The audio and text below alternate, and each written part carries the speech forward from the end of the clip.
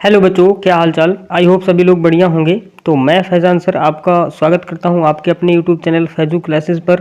तो बच्चों, आज हम लोग क्लास 9th की जो हमारी नगीन प्रकाशन की बुक है उसका जो सिलेबस है मैं आप लोगों के सामने पहले सिलेबस डिस्कस करूंगा।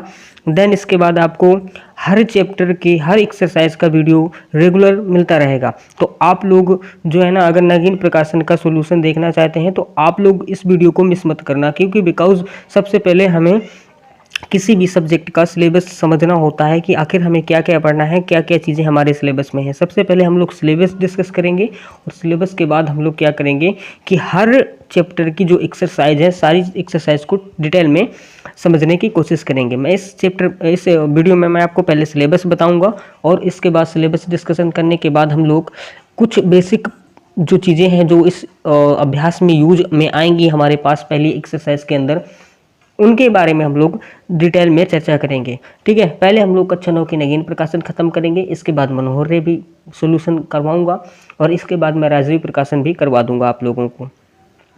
तो बच्चों, शुरू करते हैं आज का वीडियो। सबसे पहले आप लोग समझ लो कि आपको क्या पढ़ना है। आप लोग सही से समझ लो सिलेबस के बारे में, फिर हम लोग आगे चर्चा करेंगे। तो चलिए हम सबसे पहले देखते हैं हमारे पास जो इसका सिलेबस है नगीन प्रकाशन का। सबसे पहले हमें पढ़ना है संख्या पद्धति। संख्या पद्धति में हम सारी संख्याओं के बारे में जानेंगे, जैसे प्राकृतिक संख्या किसे कहते हैं, पूर्ण संख्या किसे कहते हैं, भाज्य अभाज्य सम विषम परमेय अपरमेय शांत अशांत दशमलव प्रसार प्रमेय संख्याओं का, ये सारी चीज़ें इसमें डिटेल से हम लोग समझेंगे। फिर इसके बाद घातांक के नियम भी देखेंगे। सारी चीज़ें हम लोग पहले चैप्टर के अंतर्गत पढ़ेंगे। दूसरा चैप्टर है हमारा बहुपद। बहुपद में हम लोग सबसे पहले जानेंगे कि बहुपद किसे कहते हैं, फिर देखेंगे कि बहुपद कितने प्रकार का होता है, बहुपद की घात क्या होती है, शून्य बहुपद क्या होता है। विशेष तरीके से हम लोग सारी चीज़ें डिटेल में डिस्कस करेंगे। तीसरा चैप्टर है हमारा निर्देशांक ज्यामिति, जिसके अंतर्गत हम पढ़ेंगे चतुर्थांश क्या है, किसी भी बिंदु तल को कैसे प्रेजेंट करते हैं, बिंदु क्या होता है, कार्तीय तल क्या होता है, सारी चीज़ें तीसरे चैप्टर के अंतर्गत हमें पढ़नी पड़ेंगी।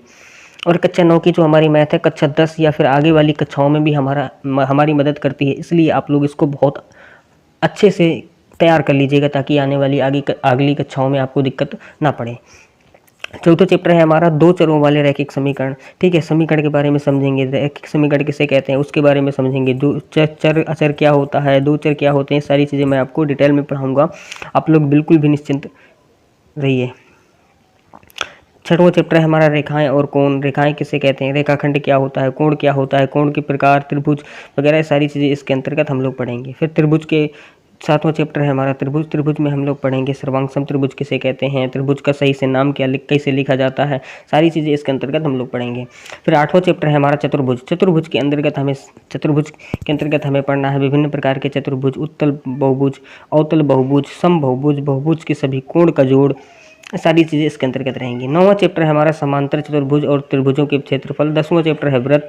11वां चैप्टर है रचनाएं। 12वां चैप्टर हीरोइन का सूत्र। 13वां चैप्टर की बात अगर हम लोग करें तो ये है पृष्ठीय क्षेत्रफल और आयतन। चौथा चैप्टर है हमारा संख्यांकी। 15वां चैप्टर प्रायिकता है। और इस तरीके से हमारा जो सिलेबस है यहाँ पर ख़त्म हो जाता है। ठीक है, तो चलिए हम लोग देखते हैं कल जो हमें पढ़ना है उससे रिलेटेड कुछ बेसिक चीज़ें। पहला चैप्टर है हमारा संख्या पद्धति। सबसे पहले हम इसमें देख लेते हैं कि क्या क्या हमें सीखना है। हम लोग सबसे पहले बात करेंगे प्राकृतिक संख्याओं की। प्राकृतिक संख्याएं किसे कहते हैं, तो वे सभी संख्याएं जो एक से शुरू होकर अनंत पर ख़त्म होती हैं। मतलब कहने का कि 1, 2, 3 से लेकर ऐसे 4, 5 जितना भी है, मतलब आप लोग पॉजिटिव में सोच लो और अनंत तक हम लोग ऐसे लिखते चले जाएं, तो जितनी भी संख्याएं ये होती हैं वो सारी प्राकृतिक संख्याएं होती हैं आपकी। फिर आपका आता है पूर्ण संख्याएं। पूर्ण संख्याएं किसे कहते हैं, तो पूर्ण संख्याएं वे संख्याएं होती हैं जिनमें 0, 1, 2, 3 से लेके अनंत तक की संख्याएं शामिल होती हैं। अगर हम लोग बात करें प्राकृतिक संख्या और पूर्ण संख्या की, तो इन दोनों में डिफरेंस की अगर हम लोग बात करें तो केवल इतना होता है कि पूर्ण संख्याओं में 0 होता है और प्राकृतिक संख्याओं में 1, 2, 3 से ऐसे अनंत तक चलती चली जाती हैं, और पूर्ण संख्याओं में 1, 0, 1, 2, 3 ऐसे जाती हैं। तो केवल डिफरेंस ये होता है कि अगर हम लोग प्राकृतिक संख्याओं के पहले 0 लगा दें या 0 को शामिल कर लें तो संख्याएँ पूर्ण संख्याएँ में बदल जाती हैं। फिर हम लोग बात करें पूर्णांक की, तो पूर्णांक क्या होता है, तो पूर्णांक वे संख्याएं होती हैं जिनमें 0 भी होता है, ऋणात्मक संख्याएं भी होती हैं और धनात्मक संख्याएं भी होती हैं। फिर आपकी आती है सम संख्याएं। सम संख्याएं वे संख्याएं होती हैं जो 2 से पूर्णतः कट जाती हैं। ठीक है, इन सम संख्याओं की अगर हम लोग बात करें तो इनमें कुछ पॉजिटिव सम संख्याएं भी होती हैं। जो प्राकृतिक संख्याएं केवल 2 से कटें वे संख्याएं सम प्राकृतिक संख्याएं होती हैं। इस प्रकार विषम संख्याएं क्या होती हैं? जो 2 से ना कटें या ना विभाजित हों या फिर जिनमें 2 का भाग लगाने पर शेषफल 0 ना आए, वे संख्याएं विषम संख्याएं होती हैं। ठीक है, विषम प्राकृतिक संख्याएं पॉजिटिव वाली, जिनमें 2 का भाग लगाने पर शेषफल 0 ना आए, 0 के अलावा कुछ भी आ जाए, है ना, वो विषम संख्याएं होती हैं, विषम प्राकृतिक संख्याएं होती हैं। फिर अगर अभाज्य संख्याएं की बात करें तो अभाज्य संख्याएं वे संख्याएं होती हैं जिनके गुणनखंड में या तो 1 होता है, यानी कि ऐसा बोल सकते हैं इसको हम कि वे संख्याएं जो 1 और स्वयं से विभाजित हों, ऐसी संख्याएं अभाज्य संख्याएं होती हैं। फॉर एग्जाम्पल 5 की अगर हम बात करें तो 5 जो है 1 से कटेगा। देखो जो भी संख्याएं लिखते हैं हम लोग गुणनखंड में तो हर संख्या तो है ना बेटा 1 से कटेगी ही कटेगी, ये बात पक्की पता है। और जो संख्या हमने दी होगी जिसका हम गुणनखंड करेंगे तो वो संख्याएं स्वयं से भी कटती हैं। जैसे 5 है, 5 1 से कटेगा और 5 से कटेगा, ये बात पक्की पता है हमें। और कोई संख्या तो नहीं है जो 5 को भाग लगा दे जिसमें जिस शेषफल 0 आ जाए, कट जाए। तो ऐसी कोई संख्या नहीं होती है जो 5 को काट दे 1 और 5 के अलावा। तो ऐसी संख्याएं जिनके केवल 2 गुणनखंड हों या फिर जो 1 और स्वयं दोनों से कटें, वे संख्याएं आपकी होती हैं। कौन सी संख्याएं होती हैं? वे संख्याएं आपकी होती हैं अभाज्य संख्याएं। अगर भाज्य संख्या की बात करें तो ऐसी संख्या जो 1 स्वयं के अलावा किसी और से भी कट जाएं, वे संख्याएं होती हैं भाज्य संख्याएं। ठीक है, फॉर एग्जाम्पल जैसे यहाँ पर हमने लिखा 8 जो है देखो 1 से कटेगा 8 से कटेगा, ये बात तो पक्की पता है। और 8 जो है ना 2 से भी कटता है, 4 से भी कटता है। तो अब इसकी गुणनखंड में देखिए 2 से अधिक हो गए, 1 2 3 4, है ना। तो जब ये 4 से कटेगी, 4 गुणनखंड हैं इसके, तो ये संख्या क्या हो जाएगी? फिर ये हो जाएगी भाज्य। और ऐसी संख्या जो स्वयं और 1 से कटे वो क्या होती हैं? अभाज्य होती हैं। ठीक है, तो इस तरीके से आपका भाज्य और अभाज्य संख्याएं कंप्लीट हो गई। आगे बढ़ेंगे। अगर हम बात करें सहअभाज्य संख्याओं की, तो सहअभाज्य संख्याएं क्या होती हैं? तो ऐसी जुड़वा संख्याएं या फिर ऐसी 2 संख्याएं जिनका अगर हम लोग मासा निकालें तो कितना आता हो? मासा 1 आता हो, वे संख्याएं क्या होती हैं? सहअभाज्य संख्याएं होती, सॉरी। ठीक है, फॉर एग्जांपल जैसे यहाँ हमने लिखा 3 और 5। अगर मैं 3 और 5 का मासा निकालूं तो देखो इनमें कुछ कॉमन नहीं मिलेगा, हमें कोई भी उभयनिष्ठ नहीं मिलेगा। देखिए ये हो गए 3 के आपके गुणनखंड, 5 के हो गए 5 गुने 1।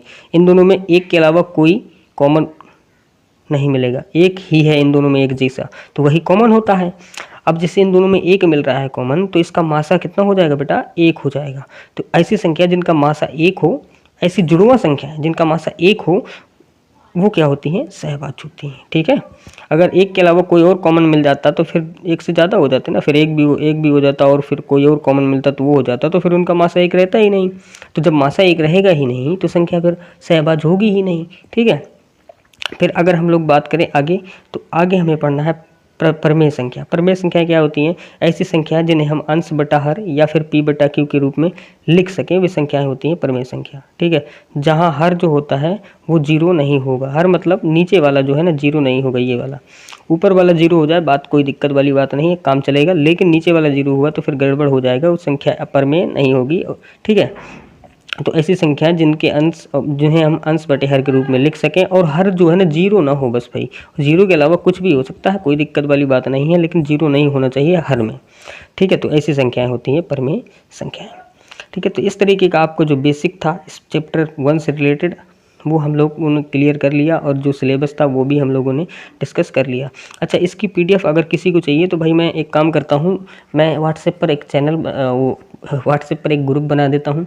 आप लोग उस ग्रुप को ज्वाइन करिए और मैसेज कीजिए कि आपको सिलेबस चाहिए, तो मैं आप लोगों को वहाँ पर PDF प्रोवाइड करा दूँगा। ठीक है, और इस ग्रुप का जो लिंक है आपको मिल जाएगा वीडियो के नीचे, वहाँ पर मुझे मैसेज कीजिए, मैं आपको PDF दे दूँगा ग्रुप में। ठीक है, तो बच्चों अब हम कल पहली एक्सरसाइज इसकी सॉल्व करेंगे और बहुत ही डिटेल में अच्छे से सॉल्व करेंगे, एक एक चीज़ को समझते हुए।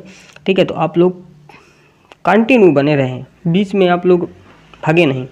ठीक है, ताकि हम लोग अच्छे से तैयारी कर सकें। तो बच्चों मिलते हैं नेक्स्ट वीडियो में, तब तक के लिए बाय, टेक केयर, जय हिंद।